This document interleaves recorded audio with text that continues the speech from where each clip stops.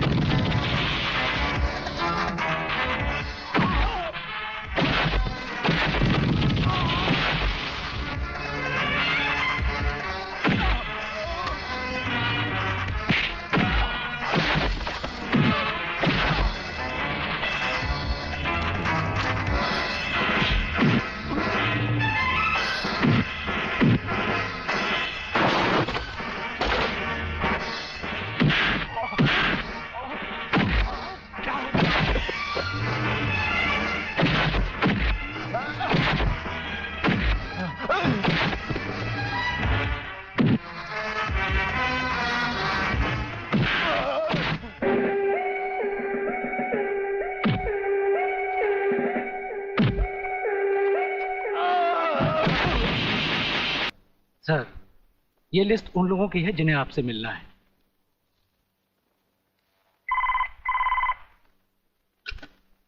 Sir, मंत्री जी आपसे मिलना चाहते हैं। टंडेल का नाम है क्या इसमें? जी नहीं सर।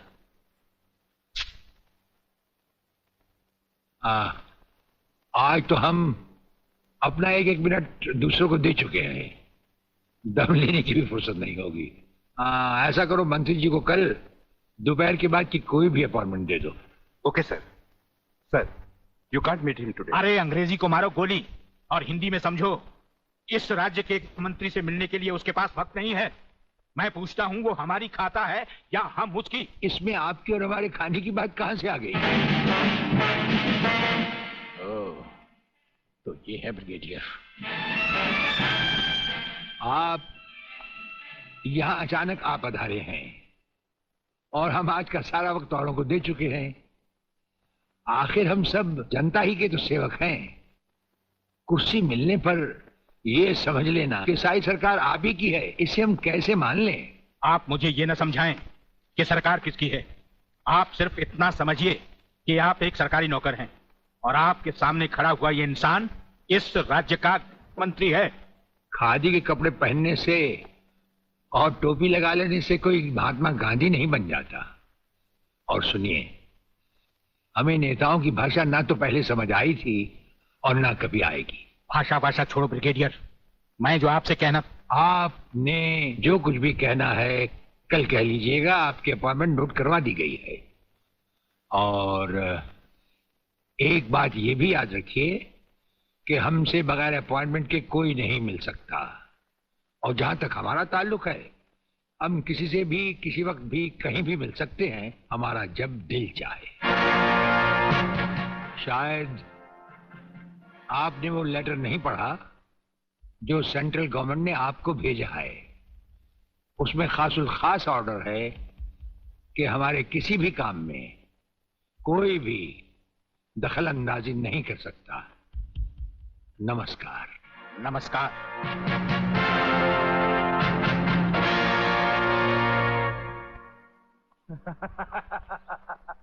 Really? ओए, हाँ, गुड मॉर्निंग अंकल। अरे अंग्रेजी को मारो गोली और हिंदी में बात समझो। हिंदी में तुम ये बताओ, तुम्हारे पिता कहाँ हैं? पिताजी, अंकल तो ऊपर बैठे हुए हैं, आप ही का इंतजार कर रहे हैं। राधा, तुम्हारे पिताजी बड़े उखड़े हुए लगते हैं। लगता है there is something wrong in the ministry। अरे रॉन्ग हो या राइट, यही समझना होता तो मैं भी तुम्हारी तरह खादी के कपड़े पहन लेता। अरे सरकारी लेटर से मुझे क्या लेना देना? देखो तुम अभी से इतने ढीले पड़ जाओगे तो पूरी सरकार को भारतवर्ष से कैसे खत्म करोगे? वो सिर्फ एक मिलिट्री ऑफिसर है और हमें पूरी मिलिट्री फोर्स के साथ लड़ना है। भूल जाओ सारी बातें और फाड़ दो वो लेटर। देखो उसका ट्रांसफर ना हो तो ना सही, उसकी बातें हमें पता न चले तो न सही, लेकिन उसकी मौत का बंदोबस्त तो मैं कर सकता हूं। प्रलयनाथ, वो मर गया तो ये नेता भी कुर्सी समेत जल गया समझो। वो मरेगा भी और तुम कुर्सी के साथ जियोगे भी। आप किसकी बारी है जनरल साहब? ब्रिगेडियर सूर्यदेव सिंह की। मारे जाने वाले पुलिस के उन शहीदों की याद में ये ज्योत बनाई गई है जिन्होंने कानून की रक्षा करते हुए अपने प्राणों की आहुति दी। आज के इस समारोह के मुख्य अतिथि माननीय मंत्री श्री जीवनलाल टंडेल हैं।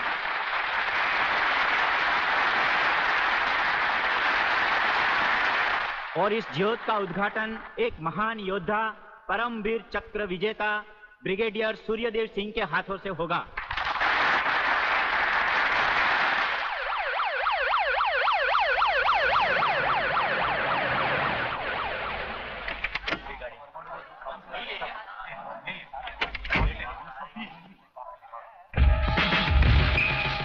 वेलकम वेलकम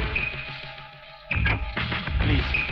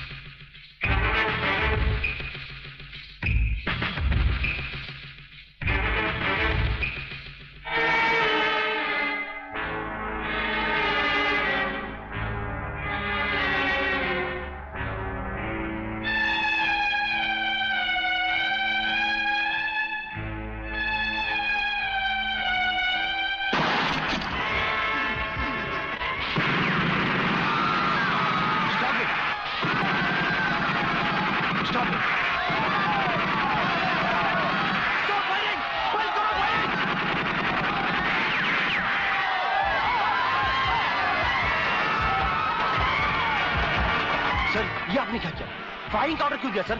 आपकी एक गलती से कितनी जाने गई, इसका जवाब कौन देगा ब्रिगेडियर साहब? मिस्टर तिवारी, इसका जवाब अब ब्रिगेडियर को ही देना होगा और वो भी अदालत में।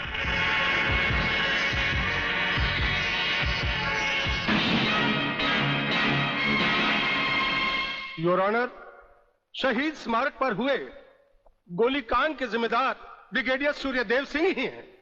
इन्हीं के कहने पर गोली चलाई गई जिसमें कई बेगुनाह लोग मारे गए। अब मैं अदालत के सामने कुछ ऐसे गवाह पेश करूंगा जो इस हादसे को साबित कर देंगे। सबसे पहले मेरे गवाह हैं municipal councillor mister M.K. Tiwari.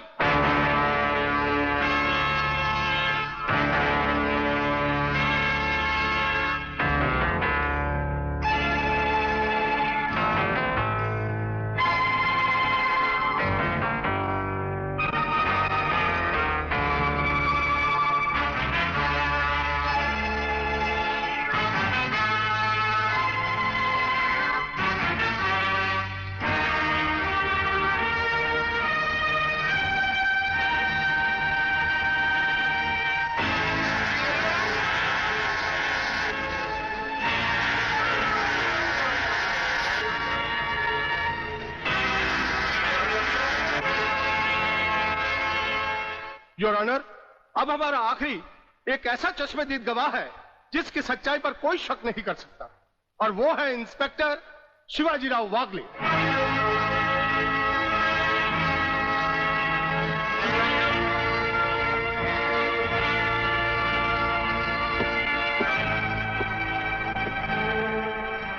मैं गीता पर हाथ रखकर कसम खाता हूं, जो भी कहूंगा सच कहूंगा, सच के अलावा कुछ नहीं कहूंगा। जज साहब, शहीद स्मारक पर जो भी कुछ हुआ मेरी आंखों के सामने हुआ। मुझे इस बात का ताज्जुब है और अफसोस भी है कि ब्रिगेडियर सूर्यदेव सिंह जैसे जिम्मेदार और सुलझे हुए अफसर ने ऐसा कदम क्यों उठाया जिससे निर्दोष लोग मारे गए। इस हत्याकांड के जिम्मेदार ब्रिगेडियर सूर्यदेव सिंह ही हैं।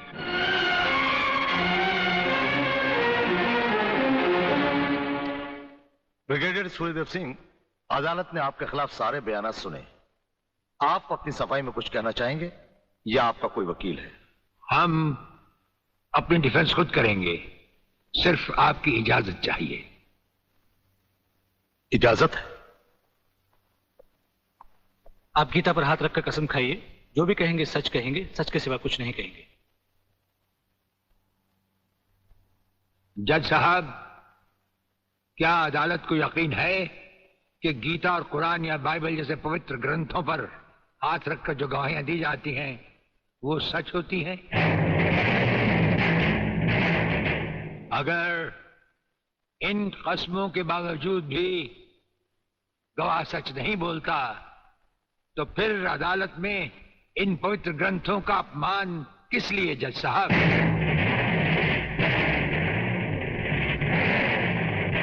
अगर फैसला ऐसे सबूत और गवाहों की बिना पर ही होता है जो पैसे से खरीदे जा सकते हैं तो बंद करवा दीजिए ऐसे रस्म और रवाज जो कि झूठे हैं। ये मुकद्दस ग्रंथ हमारे धर्म और ईमान का ताज है, हमारी जिंदगी की बुनियाद है। हम ये कसम खाएं भी तो कैसे खाएं? यह अदालत आपकी दलीलों की कदर करती है ब्रिगेडियर साहब, लेकिन यह अदालत की बरसों पुरानी रस्म है जो मैं नहीं बदल सकता। तो फिर हम भी अपने जमीर के खिलाफ नहीं जा सकते, चाहे वो अदालत हो या जंग का मैदान। आप अपना फैसला सुनाकर अदालत की रस्म को पूरा कीजिए। तमाम सबूत और गवाहों के बयानात को मद्देनजर रखते हुए यह अदालत इस नतीजे पर पहुंची है कि शहीद स्मारक पर बेगुनाहों पर पुलिस ने गोली ब्रिगेडियर सूर्यदेव सिंह के कहने पर चलाई। इसलिए यह अदालत ब्रिगेडियर सूर्यदेव सिंह को 1 साल कैद की सजा सुनाती है।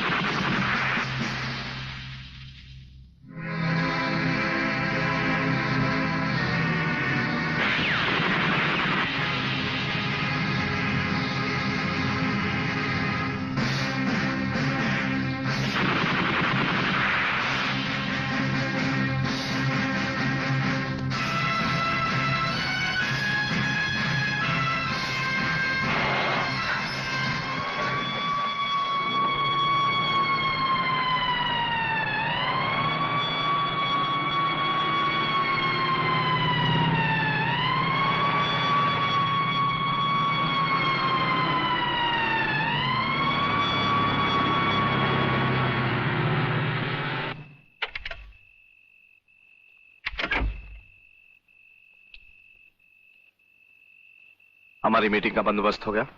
Yes sir. सूर्यदेव सिंह को आप जेल के तहखाने में मिल सकते हैं। गवर्नमेंट डिसिप्लिनरी एक्शन का मामला है, इसलिए हमारे साथ हमारे सेक्रेटरी के अलावा और कोई नहीं जाएगा। Right sir. This way please.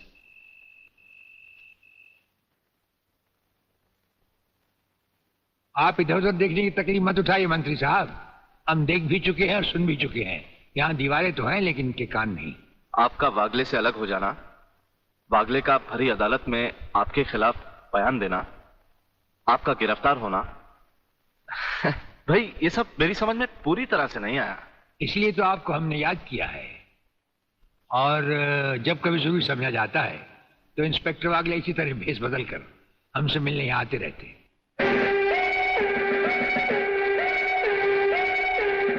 Sir, brigadier साहब का हमसे अलग होना, जेल में आ जाना, इससे दुश्मन हमें कमजोर समझकर लापरवाह हो जाएंगे और उनकी इसी लापरवाही का फायदा उठाकर हम उनकी जड़ें आसानी से काट सकते हैं।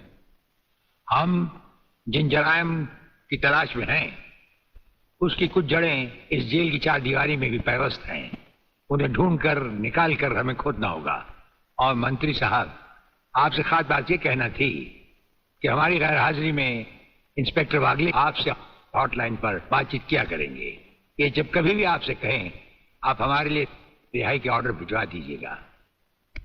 ठीक है, आप जब चाहेंगे आपकी रिहाई के ऑर्डर्स भिजवा दिए जाएंगे। नमस्कार। ये सरासर झूठ है, हमने कोई बलात्कार नहीं किया। सच कह रहा है मेरा बेटा। इंस्पेक्टर साहब, ये झूठी है, झूठी है ये। तुम लड़की नहीं, लड़की के नाम पर एक कलंक हो। अरे जरा इन मासूम चेहरों को देखो जिन पर तुमने मौत की स्याही पोत दी है। इनकी सहमी हुई आंखों को देखो जिनमें तुमने मौत की दहशत भर दी है। और फिर मेरी आंखों में आंखें डालकर देखो, क्या इन्होंने तुम्हारे साथ बलात्कार किया था? इंस्पेक्टर, कौन है ये औरत? इसे बाहर ले जाओ। हवलदार, पकड़ लो इसको। खबरदार अगर किसी ने भाभी को हाथ लगाया तो।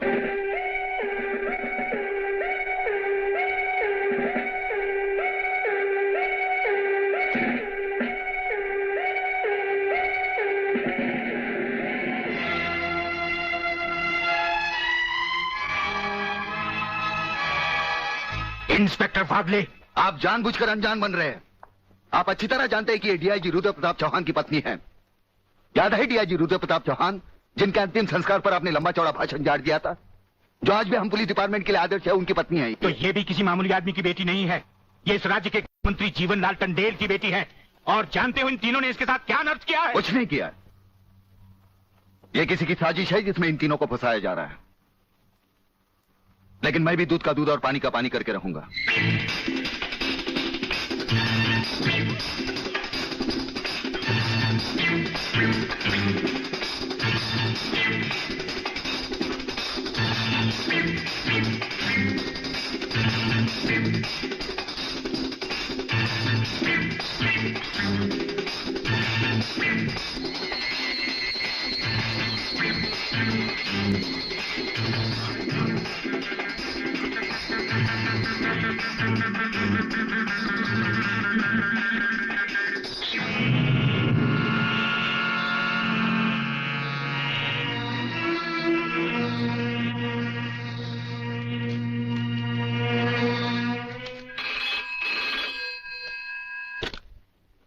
हरिप्रसाद स्पीकिंग।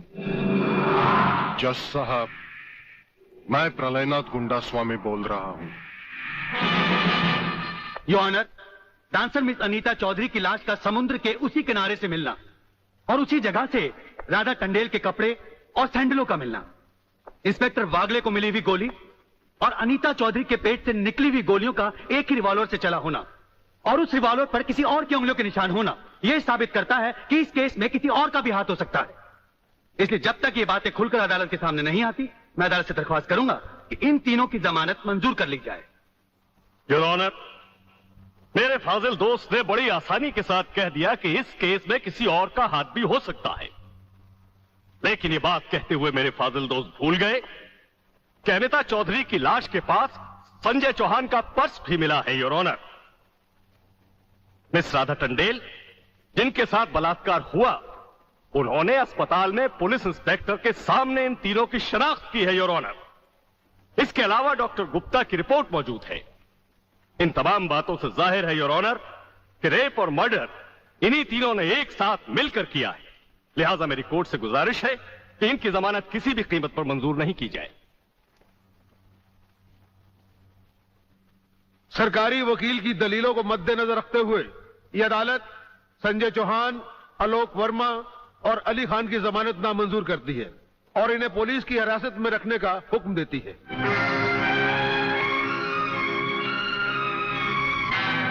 योर ऑनर, मैं इंस्पेक्टर वागले इस केस की छानबीन मैं कर रहा हूं।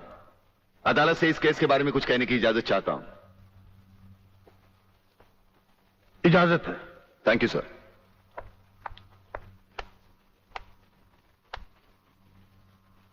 योर ऑनर, इंसाफ के इस मंदिर में आपको न्याय करते हुए कई साल हुए होंगे और इन सालों में आपके सामने रेप और मर्डर्स के अनगिनत केसेस भी आए होंगे।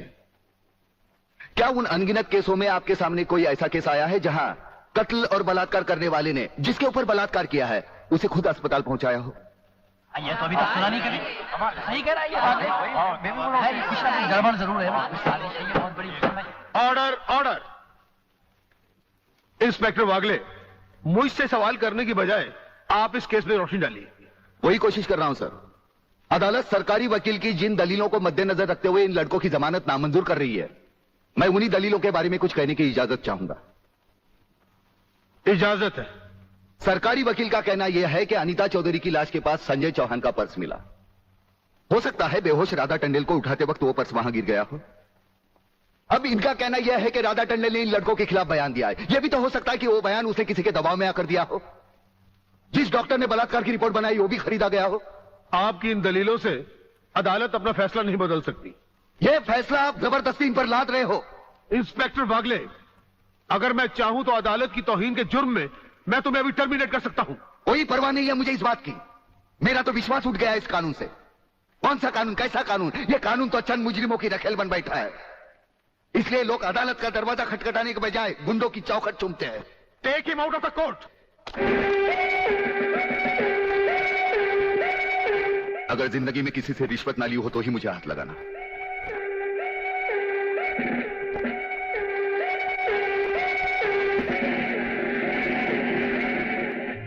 इन्हें गिने भुक्कड़ लोगों की वजह से अदालत शतरंज की बिसात बन गई है, जहां कोई भी आकर कानून से खेल सकता है। लेकिन इन खिलाड़ियों को अगर मैंने सच्चा कानून नहीं सिखाया तो मेरा नाम भी शिवाजी राव वागले नहीं।